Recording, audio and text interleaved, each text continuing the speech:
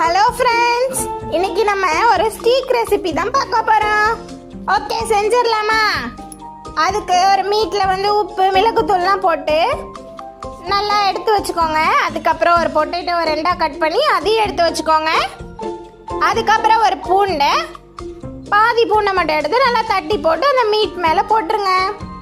ஸ்டீக்குக்கு செய்ய இதுதான் முக்கியமான ப்ராசஸ். மேலே கொஞ்சம் ஆயில் போட்டு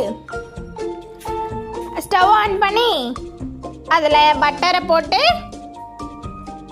இந்த மீட்டை அதில் வச்சிருங்க.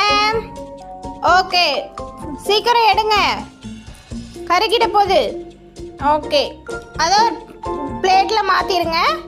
அதுக்கப்புறம் அதே ஆயிலில் நம்ம இந்த காய்கறியெல்லாம் போட்டுடலாம். கேரட், 2 பொட்டேட்டோ, ஒரு பூண்டு, ஒரு பட்டாணி, இது எல்லாத்தையும் போட்டு நல்லா வேக வச்சு எடுத்துக்கலாம்.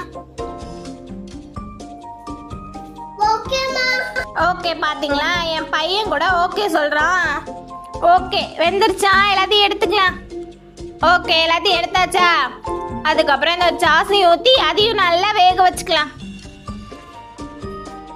ஓகேயா? அதுவும் வெந்துருச்சு. இப்போ இந்த சிக்கனை நல்லா கட் பண்ணி எடுத்துக்கலாம். ஓகே, சேமாக கட் பண்ணுங்க.